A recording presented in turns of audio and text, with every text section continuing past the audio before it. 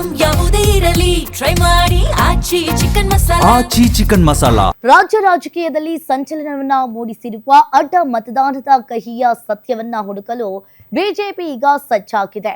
ಕಮಲ ಪಾಳ್ಯದಲ್ಲಿ ಶಾಸಕರ ಮೇಲಿನ ಅನುಮಾನಗಳ ಸುರಿಮಳಿಗೆ ಮಧ್ಯೆ ಇಲ್ಲಿ ರಾಜ್ಯಾಧ್ಯಕ್ಷ ಬಿವೈ ವಿಜೇಂದ್ರ ಆಕ್ರೋಶವನ್ನ ಹೊರಹಾಕಿದ್ದಾರೆ.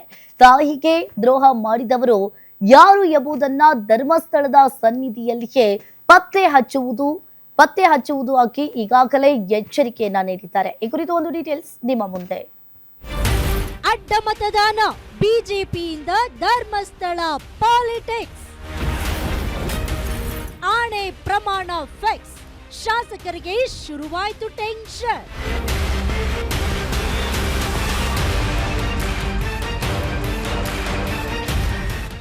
ರಾಜ್ಯ ರಾಜಕೀಯದಲ್ಲಿ ಮತ್ತೆ ಆಣೆ ಪ್ರಮಾಣದ ಚರ್ಚೆ ಮುನ್ನೆಲೆಗೆ ಬಂದಿದೆ. ಪರಿಷತ್ ಚುನಾವಣೆಯಲ್ಲಿ ಬಿಜೆಪಿಯಿಂದ ಅಡ್ಡ ಮತದಾನವಾಗಿರುವುದು ಬೆಳಕಿಗೆ ಬಂದಿದೆ. ಈ ನಿಟ್ಟಿನಲ್ಲಿ ಇದೀಗ ವಿಪಕ್ಷ ನಾಯಕ ಆರ್ ಅಶೋಕ್ ರಾಜ್ಯಾಧ್ಯಕ್ಷ ವಿಜಯೇಂದ್ರ ಮೇಲೆ ಹೈಕಮಾಂಡ್ ಗರಂ ಆಗಿದ್ದು, ಇಬ್ಬರೂ ಸಹ ತಮ್ಮ ಸ್ಥಾನ ಕಳೆದುಕೊಳ್ಳುವ ಆತಂಕದಲ್ಲಿದ್ದಾರೆ. ಈಗಾಗಲೇ ಇಬ್ಬರು ನಾಯಕರಿಗೆ ಹೈಕಮಾಂಡ್ ಬುಲಾವು ನೀಡಿದ್ದು, ಆರ್ ಅಶೋಕ್ ವಿಜಯೇಂದ್ರಗೆ ಟೆನ್ಷನ್ ಶುರುವಾಗಿದೆ. ಪರಿಷತ್ ಚುನಾವಣಾ ಫಲಿತಾಂಶದ ಬಳಿಕ ಬಿಜೆಪಿ ಪಾಳೆಯದಲ್ಲಿ ಶುರುವಾದ ಅಡ್ಡ ಮತದಾನದ ಚರ್ಚೆ ಈಗ ತಾರ್ಕಿಕ ಅಂತ್ಯದತ್ತ ಸಾಗಿದೆ. ನಮ್ಮಿಂದಲೇ 4 ಅಡ್ಡ ಮತದಾನ ಆಗಿದೆ ಎಂಬ ಮಾತುಗಳಿಗೆ ಆಕ್ರೋಶ ವ್ಯಕ್ತಪಡಿಸಿರುವ ಬಿವೈ ವಿಜಯೇಂದ್ರ ಎಲ್ಲ 63 ಶಾಸಕರ ಮೇಲೂ ಅನುಮಾನದ ಕಪ್ಪು ಚುಕ್ಕೆ ಬಿದ್ದಿರುವುದಕ್ಕೆ ಬೇಸರ ವ್ಯಕ್ತಪಡಿಸಿದ್ದಾರೆ. ಇನ್ನು ಅಡ್ಡ ಮತದಾನ ಮಾಡಿದವರ ಜಾಡು ಹಿಡಿಯಲು ಆರ್ ಅಶೋಕ್ ವಿಜಯೇಂದ್ರ ತಂತ್ರ ರೂಪಿಸಿದ್ದು, ಈ ವಾರದಲ್ಲೇ ಧರ್ಮಸ್ಥಳದಲ್ಲಿ ಶಾಸಕಾಂಗ ಪಕ್ಷದ ಸಭೆ ಕರೆಯಲು ನಿರ್ಧರಿಸಿದ್ದಾರೆ. ತಾಯಿಗೆ ದ್ರೋಹ ಮಾಡಿದ ಶಾಸಕರು ಯಾರು ಎಂಬುದು ಶ್ರೀ ಕ್ಷೇತ್ರದಲ್ಲೇ ಬಯಲಾಗಲಿ ಎಂದು ಆರ್ ಅಶೋಕ್ ಹೇಳಿದ್ದಾರೆ. ಒಂದೇ ಮಾತಿನಲ್ಲಿ ಹೇಳ್ತಾ ಇದ್ದೇನೆ, ಯಾರು ಎಷ್ಟೇ ದೊಡ್ಡವರಾಗಿದ್ದು ಕೂಡ ಶಾಸಕರು ಗೌಪ್ಯ ಮತದಾನ ಆಗಿರುವ ಪರಿಣಾಮವಾಗಿ ನಾವೆಲ್ಲರೂ 63 ಶಾಸಕರನ್ನು ಕೂಡ ನನ್ನನ್ನು ಸೇರಿ ಇವತ್ತು ಅನುಮಾನ ಪಡ್ಕೊಳ್ತಕ್ಕಂಥ ಪರಿಸ್ಥಿತಿ ನಿರ್ಮಾಣ ಆಗಿದೆ. ಇದರಿಂದ ಕಾರ್ಯಕರ್ತರಿಗೆ ಅಘಾತವಾಗಿರ್ತಕ್ಕಂಥ ಪೆಟ್ಟು ಬಿದ್ದಿದೆ, ಅವ್ರು ನೋವಾಗಿದೆ. ಇದನ್ನು ಇನ್ನೇನು ಹೆಚ್ಚು ಹೇಳೋದಕ್ಕೆ ಹೋಗೋದಿಲ್ಲ. ಅದಕ್ಕೆ ಇದು ಇತ್ಯರ್ಥ ಆಗಬೇಕು.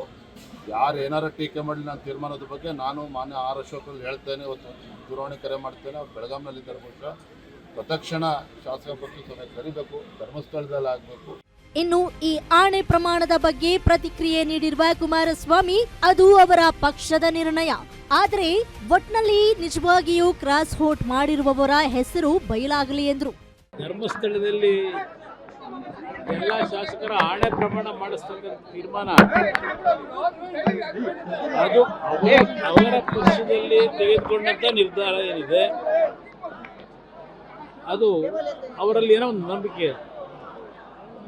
ಆ ಪ್ರಮಾಣವನ್ನು ಮಾಡಿಸ್ತಕ್ಕಂಥವ್ರ ಮುಖಾಂತರ ಯಾರು ಕ್ರಾಸ್ ಔಟ್ ಮಾಡಿದ್ದಾರೆ ಅಂತಕ್ಕಂಥದ್ದು ಬರಬಹುದು ವಿಷಯಗಳು ಅಂತಕ್ಕಂಥ ನಿಟ್ಟಿನಲ್ಲಿ ತೀರ್ಮಾನ ಮಾಡ್ಕೊಂಡಿದ್ದಾರೆ.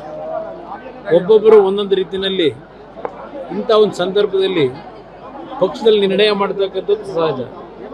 ಅದರಿಂದ ಆ ಒಂದು ಪಕ್ಷದ ನಿರ್ಣಯದ ಬಗ್ಗೆ ಅವರ ನಂಬಿಕೆ ಏನಿದೆ, ಅದರಿಂದ ನಿಜವಾದಂಥ ಕ್ರಾಸ್ ಔಟ್ ಮಾಡಿದಂಥವರು ಅವರ ಹೆಸರುಗಳು ಹೊರಗೆ ಬರಲಿ ಅಂತಕ್ಕಂಥದ್ದನ್ನ ನಾನು ಆಶಿಸ್ತೀನಿ.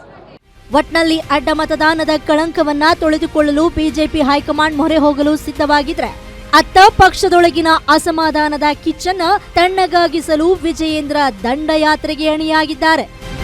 ಕಮನ Shivanna, political bureau, guarantee news, Bengaluru.